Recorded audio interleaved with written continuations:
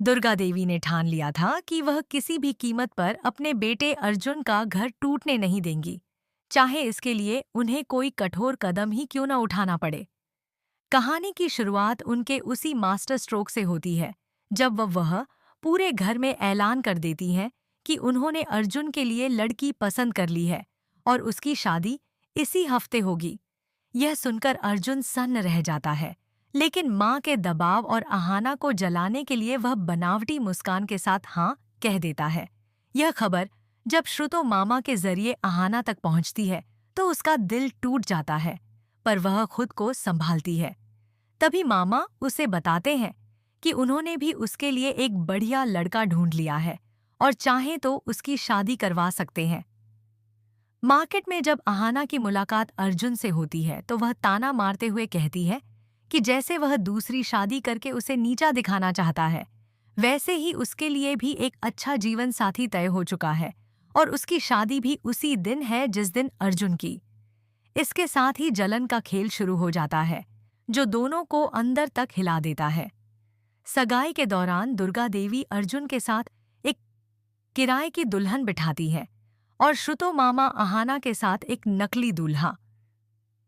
वह नकली मंगेतर जानबूझकर अहाना के करीब आने की कोशिश करता है, जिससे अर्जुन का खून खौल उठता है।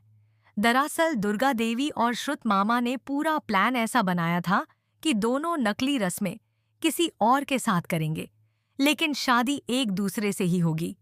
असली ट्विस्ट तब आता है जब अर्जुन के घर हल्दी की रस्म शुरू होती है और अहाना भी श्रुत मामा के साथ वहां पहुंच जाती है।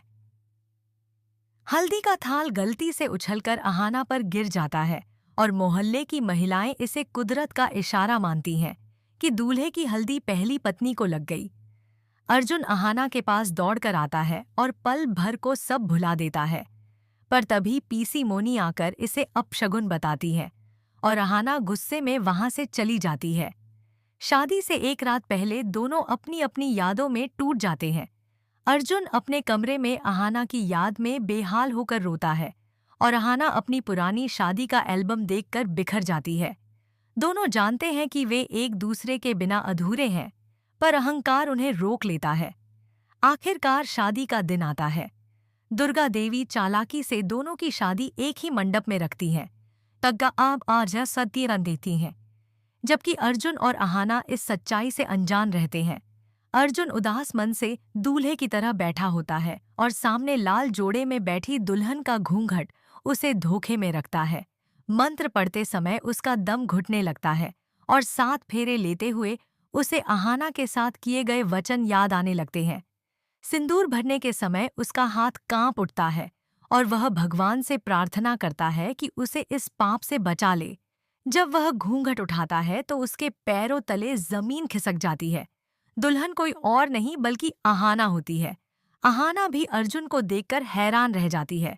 तभी पीछे से दुर्गा देवी और श्रुत मामा हंसते हुए बताते हैं कि यह सब उनके प्लान का हिस्सा था।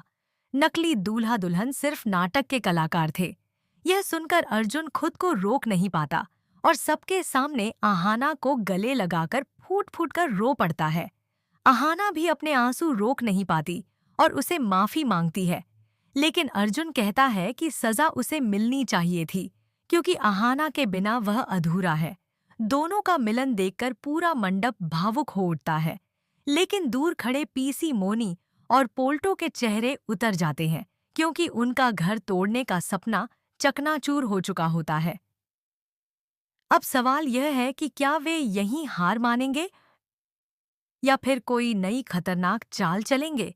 यह जानने के लिए आगे की कहानी जरूर देखें। अगर चाहें तो मैं इसे और छोटा और नाटकीय या वीडियो नैरेशन स्टाइल में भी रीराइट कर सकता हूँ। जरूर। यहाँ उसी कहानी का आगे का हिस्सा एक ही प्रवाहपूर्ण, नाटकीय और साफ सुथरे पैराग्राफ में कंटिन्यू किया गया है। जहाँ पिछली कहानी खत्म हुई थी, वहीं से आगे बढ़ते हुए पीसी मोनी और पोल्टो की हार भले ही मंडप में सबके सामने हो गई हो, लेकिन उनके अंदर की जलन और नफरत अभी खत्म नहीं हुई थी। जैसे ही सब लोग अर्जुन और अहाना के मिलन का जश्न मना रहे थे, पीसी मोनी पोल्टो को एक तरफ ले जाकर कहती है कि अभी खेल खत्म नहीं हुआ है। वह साफ शब्दों में कहती है कि दुर्गा देवी जीत जरूर गई हैं, लेकिन अब उनकी जीत को हराने का वक्त आ गया है। उधर घर में अर्जुन और अहाना की घर वापसी होती है। पूरा परिवार खुशियों में डूबा हुआ है। दुर्गा देवी अहाना को आरती उतारकर घर के अंदर लाती हैं, जैसे पहली बार बहू आई हो। अर्जुन अहाना के हाथ से सूटकेस लेने की कोशिश करता है, पर अहाना शरारत में कहती है कि जब छोड़कर गए थे तब तो नहीं पूछा था, अब क्यों इतने नरम बन रहे हो। यह सुनकर दोनों मुस्कुरा देते हैं। उनके बीच की नाराजगी अब प्यार में बदल चुकी थी। रात को जब दोनों अपने कमरे में जाते हैं तो कमरे की दीवारों, अलमारियों और तकियों तक पर पीसी मोनी द्वारा फैलाई गई पुरानी गलतफहमियों की छाया दिखाई रहती है।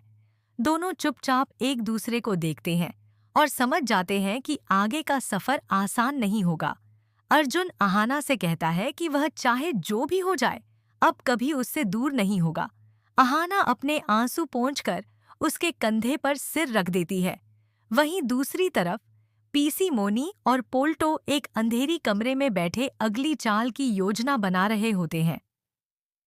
मोनी कहती है कि अगर घर में फूट डालनी है तो सबसे पहले बहू को बदनाम करना पड़ेगा।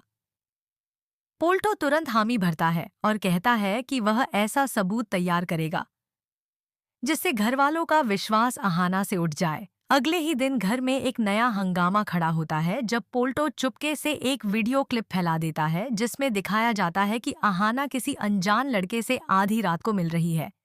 पूरी क्लिप एडिटेड होती है, पर देखने में असली लगती है। घर के लोग भौंचक के रह जाते हैं। अर्जुन के मन में एक पल को फिर से शक की टीस उठती है, लेकिन इस बार अहाना उसके सामने डटकर खड़ी हो जाती है। वह साफ शब्दों में कहती है, अगर आज भी तुम मुझ पर शक करोगे तो समझ लेना कि हमारा रिश्ता सिर्फ कागज का रह जाएगा। अर्जुन उसका हाथ पकड़कर कहता है कि इस बार वह किसी भी चाल में नहीं फंसने वाला।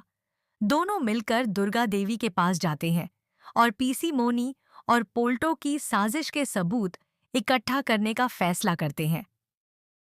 लेकिन जैसे ही वह आगे बढ़ते हैं, मोनी अपना असली दांव खेलती है। वह घर में एक ऐसा राज खोलने की धमकी देती है जिसे सुनकर पूरा